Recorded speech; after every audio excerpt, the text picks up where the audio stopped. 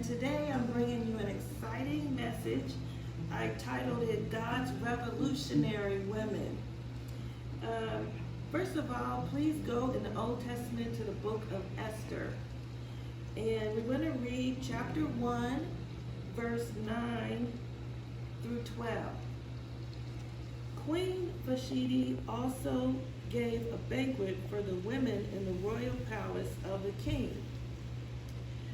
On the seventh day, when the king was in high spirits from wine, he commanded the 7 eunuchs who served him, that is Mehuman, Biztha, Carbona, Bigtha, and Abtha, Zethar, and Cartus, to bring before him Queen Vashti, wearing her royal crown in order to display her beauty to the people and nobles, for she was lovely to look at.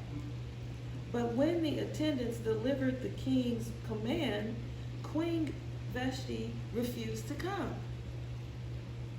Then the king became furious and burned with anger. Okay, so this is a really interesting story and a very interesting situation, because a lot of people think, oh, most of the Bible studies are boring. No, they're not. You just have to think about in real life what's going on and what's happening. You can't, the Bible is more exciting than any reality TV show if you really think about what's going on and what's going down in this situation. So in verse 9, we have the queen who is planning this big, who has given a big banquet at the royal palace. And on the 7th day, the king, they're saying that he was in high spirits. So that means the king was in a good mood, and he was drinking wine, he's kicking it back, relaxing, and having a good time. And he's thinking to himself, okay, I'm gonna call the queen, my wife, and present her to, in front of my friends and all the noblemen, and she's beautiful, and and she's gonna follow what I tell her to do, and then I want to show her off and present her to all the land, and so he has them to go and call her, and he wants her to put on her crown. If a man spends a lot on his wife, he wants her to show what she's wearing. In the modern days today, the husband bought his wife a Coach bag or a really big diamond ring, say, for engagement. He wants to show it off to his friends, right? So here we have one of the greatest kings, and then he's just asking the queen to come and sit with him and enjoying some wine at the banquet. And for whatever reason, she just felt like she didn't want to go. So she doesn't show up. So he is very angry, as any man would be, but especially a king, because he's embarrassed not just for himself, but as the king, he's embarrassed in front of the noblemen and the wealthy people of the kingdom. And, so it looks bad for anybody, but especially the king. And so, of course, he's going to get very angry about that. And he doesn't know what to do. You can imagine he was already drinking. He's angry. His face is turning red.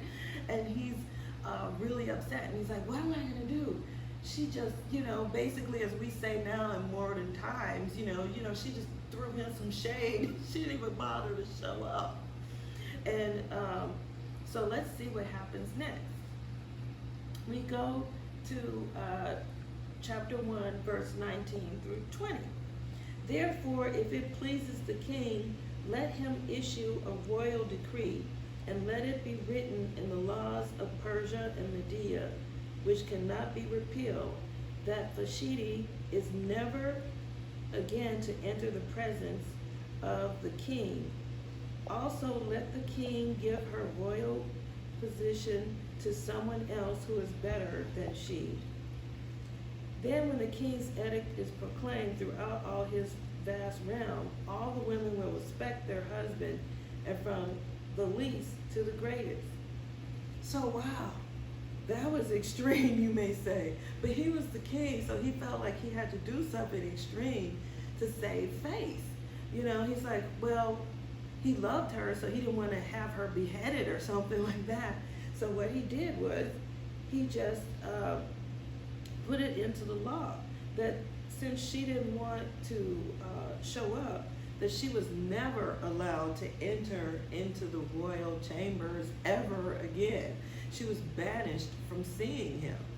You know, so he had to do this to save face for himself, but also because, you know, during that time in the Bible, men were greatly respected as the head of household, and he's the king. So he's like, wow, if I let her get away with this, then all the women are going to rebel and follow her example, and we'll have total chaos with nobody showing respect to the king or to the other noblemen or the heads of state, etc., in the whole kingdom. They were totally panicked and like, you know, this could cause a negative ripple effect. So he took out, you know, that extreme measure, not just to cover for himself, but to also for his colleagues, his boys. They were also upset. So that was, during that time, that was a major scandal. And then you say, oh, well, what's going to happen next? After he banished her, he no longer has a queen, right? So she's still alive, but she's no longer allowed to see him. So he has to find another queen. And then that takes us to chapter 2, verse 7 through 8.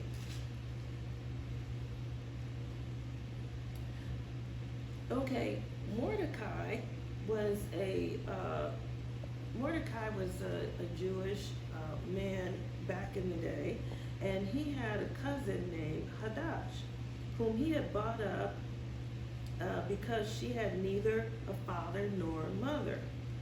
This young woman, who was also known as Esther, had a lovely figure and was beautiful.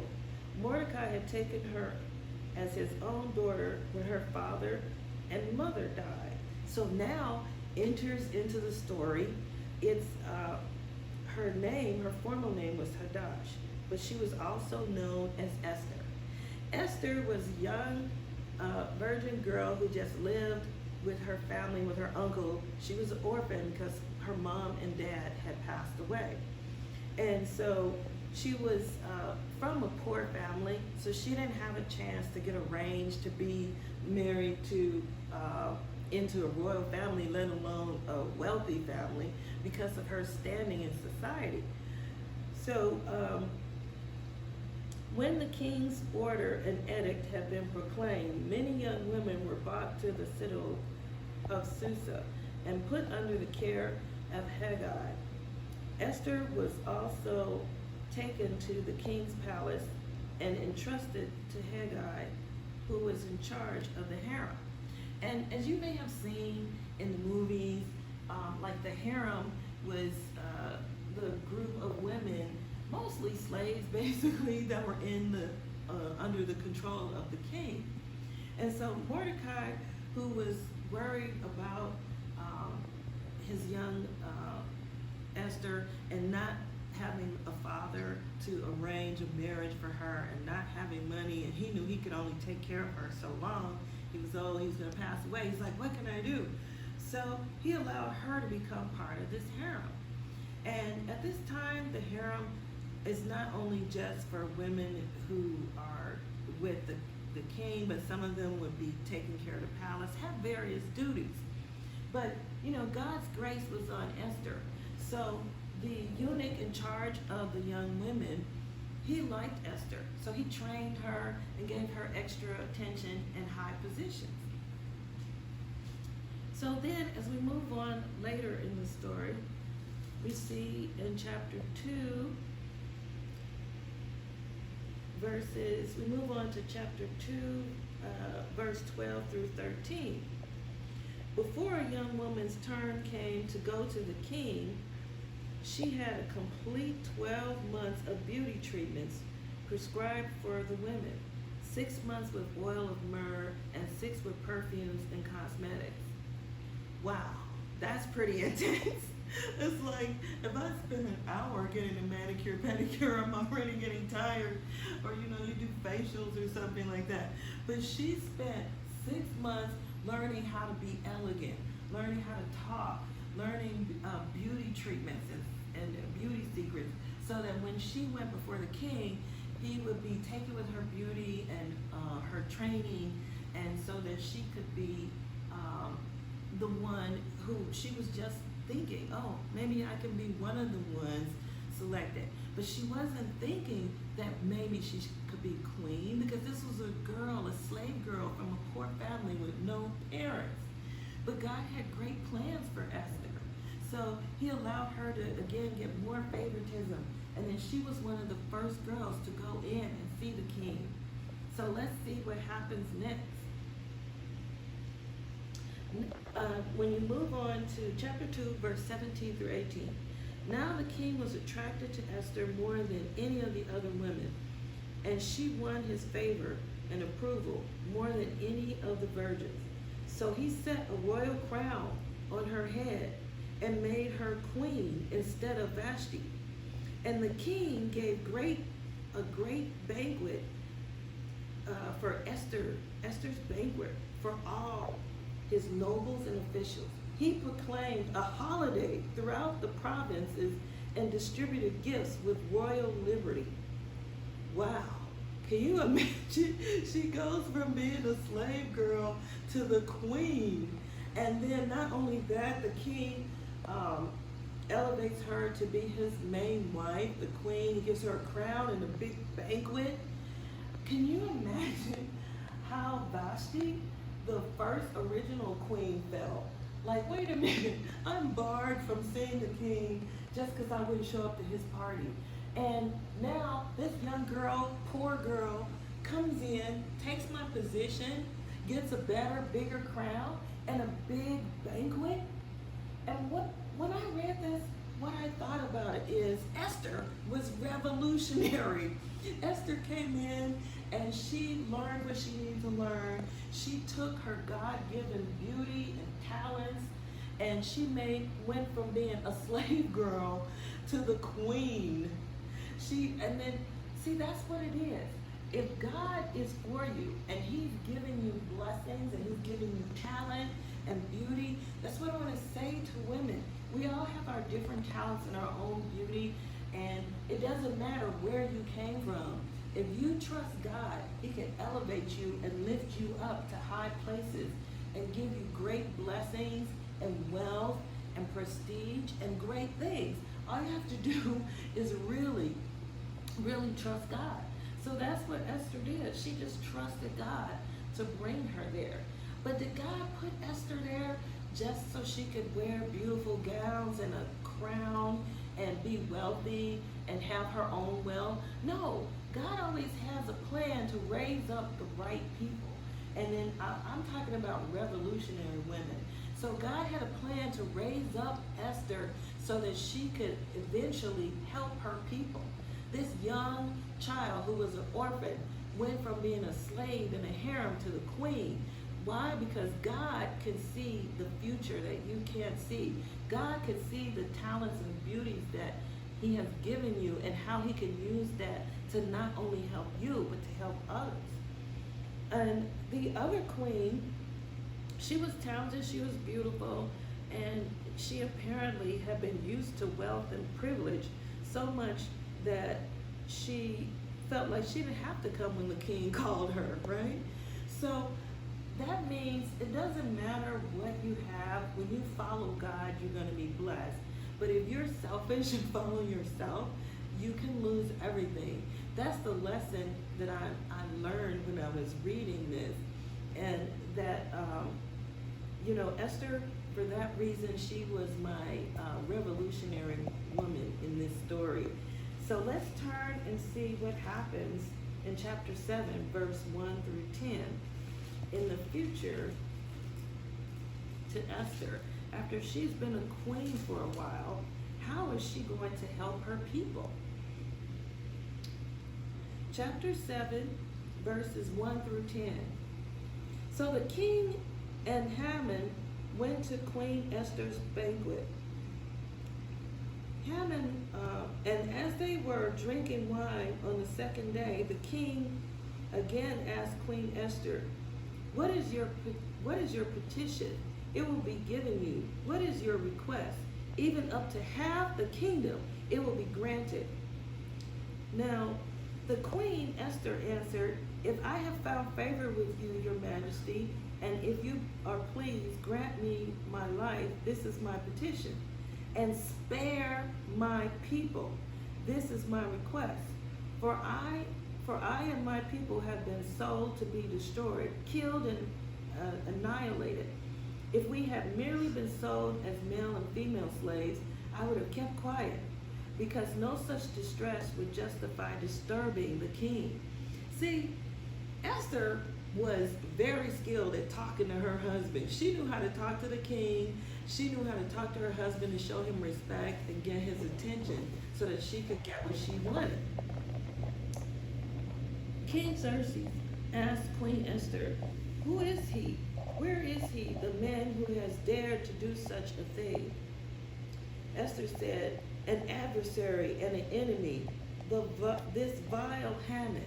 Okay, they're at another banquet party. You know, things keep going down at the king's banquet party, right? First we had Queen Vashti, who didn't show up, lost her crowd, and left the vacancy open for Esther. Now, we fast forward to years later, and we've got Queen Esther, who knows how to talk to the king and give him respect. And she's turning on Haman. Haman was determined to annihilate the Jews and pretty much commit genocide against them and kill them all off, right? And so here, God had raised up Esther to put her in a position to save her people. So she wasn't just that. She was no longer that poor, orphan little girl with no life and no destiny.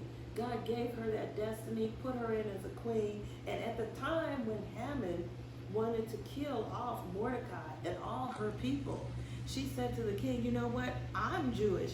So if Haman kills the Jewish people, he's also going to kill me."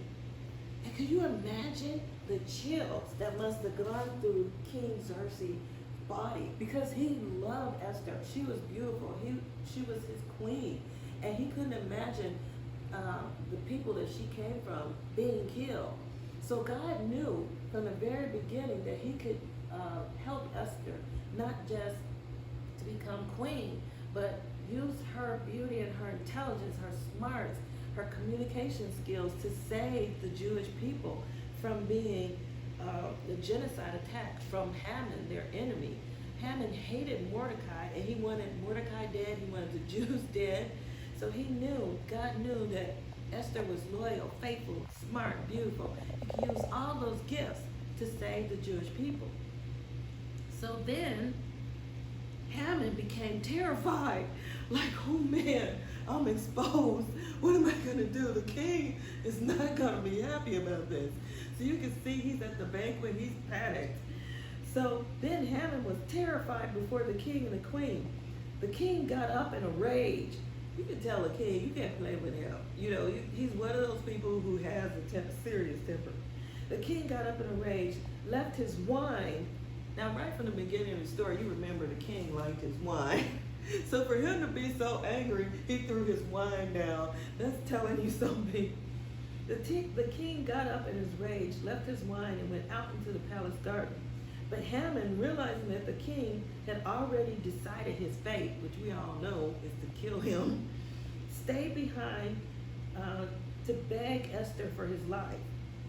Just as the king returned from the palace garden in the banquet hall, Haman was falling on the couch where Esther was reclining. See, you know, Esther had faith in God. She knew she was about to save her people, and she knew Haman was about to get killed. So she's like, my job is done. She was just chilling back on the couch like, I mean, how strong this woman is, how revolutionary she is. She's like, yeah, I'm about to have him killed. He was going to assassinate my people. He's going down. I took him down. She's just chilling. She's on the couch. Then the king, he comes back, and he said, Haman was falling on the couch where Esther was reclining. The king exclaimed, will he even molest the queen while she is with me in the house? As soon as the word left the king's mouth, they covered Haman's face. Okay, the king was so powerful that the king didn't even have to say, take Haman out.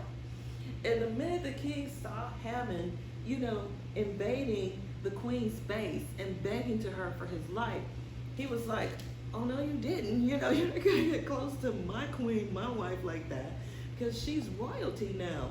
He was not even allowed to come close to her, and he knew that. He was desperate for his life, and that made it even worse for him. All the king had to do was voice his displeasure with Haman's closeness to the queen, and then the guards immediately came over and covered Haman's face. He didn't even have to say, take him out.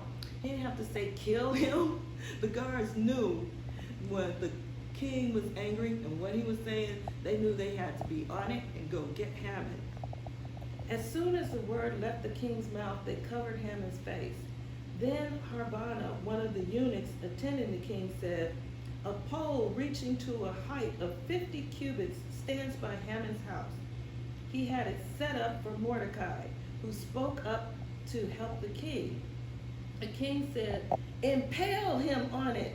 So they impaled Haman on the pole he had set up for Mordecai. Then the king's fury subsided. Okay, so this is a really crazy story, because you have Mordecai, who was Esther's cousin, who put her to the harem in the beginning. But he didn't know Haman later was going to try and kill him. He was just trying to help his relative, right? Because he knew he couldn't help her. But in the end, Esther helped Mordecai to save his life, because Haman was going to kill all the Jews, including Mordecai. And he hated Mordecai so much that he had the pole set up in his house where he's planning to hang him from it, impale him, and kill him. But see, like my grandmother used to say, God don't like ugly, and ugly don't like itself. So the very thing that he had built to kill Mordecai, God set Haman up so that he was killed on that instrument and not Mordecai. Because Mordecai was a man of God and God's favor. And Esther was a woman of God, a revolutionary woman of God with great God's favor and her talents. And she had the faith that, hey, I'm going to save my people. Even if I end up dying myself, I'm going to save my people. She was not afraid to put her life at risk. So that is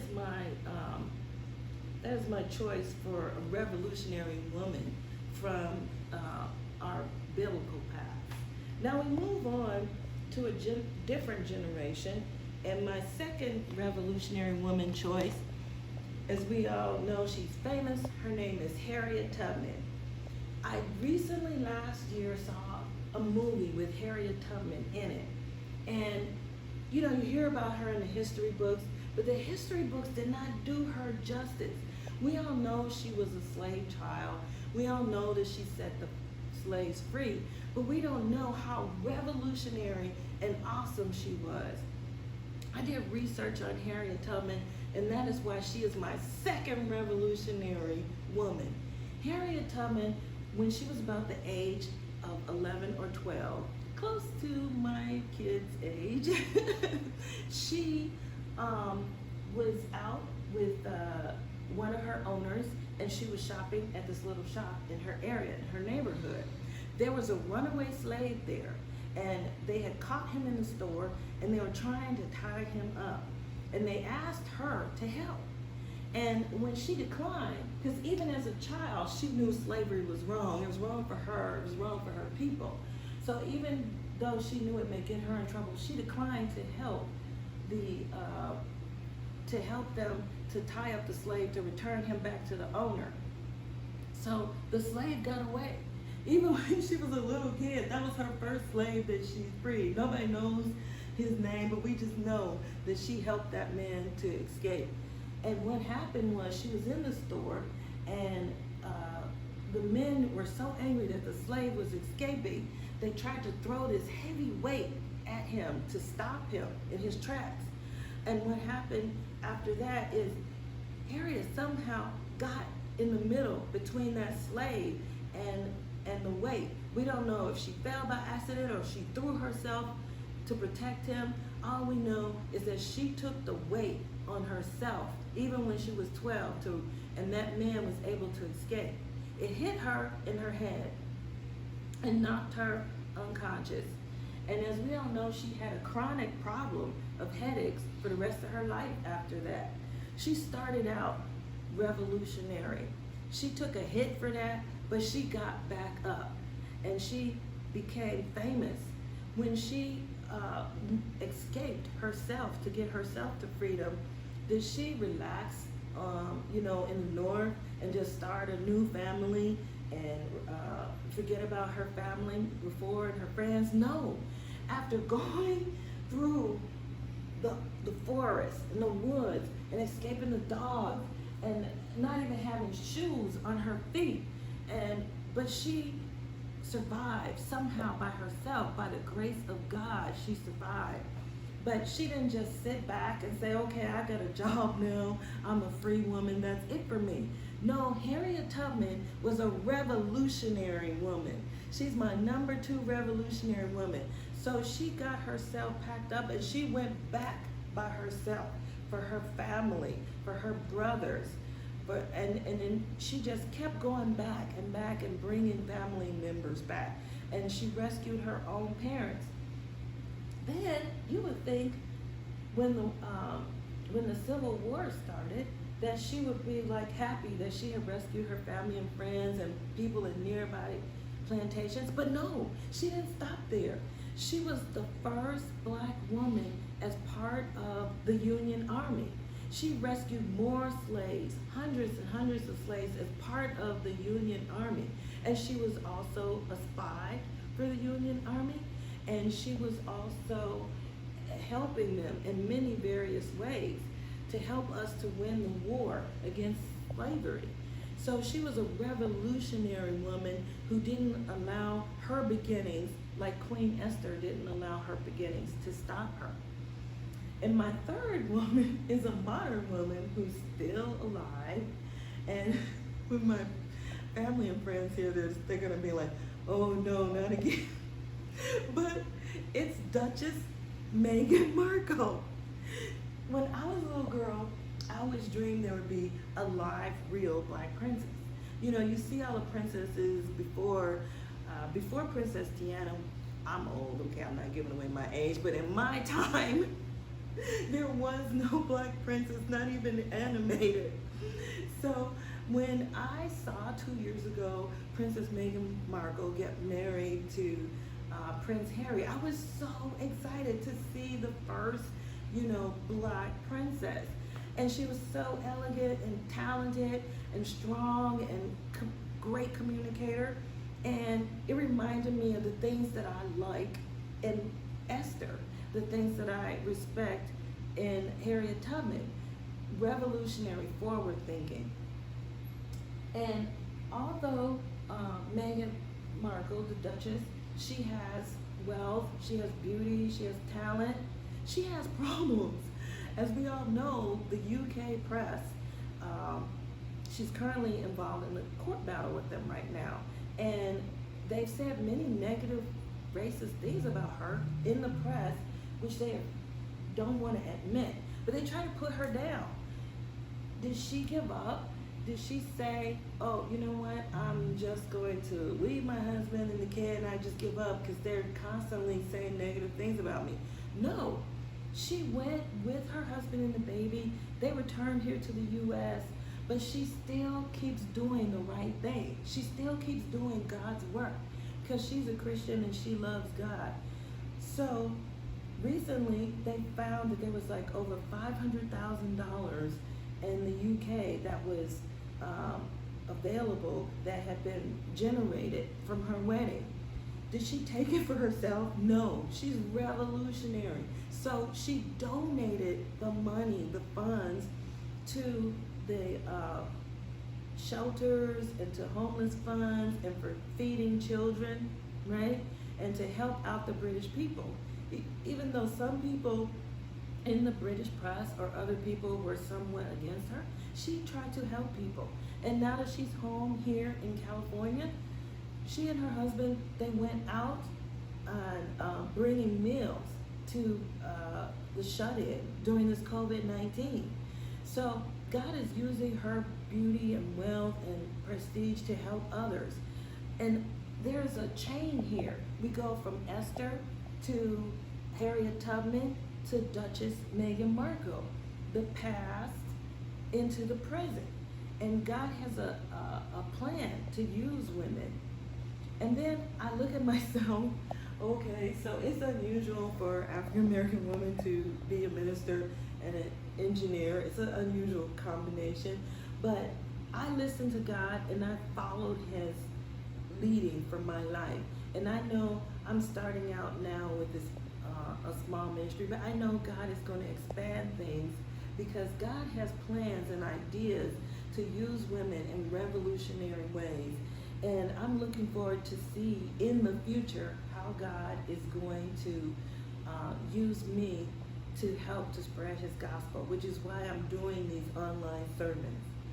So to all you women out there listening to this sermon, God bless you, and know that God is going to lead you in a revolutionary way. If you just listen to him and trust him, he could take you outside your comfort zone to do things that you wouldn't normally do and to accomplish things that you could never imagine.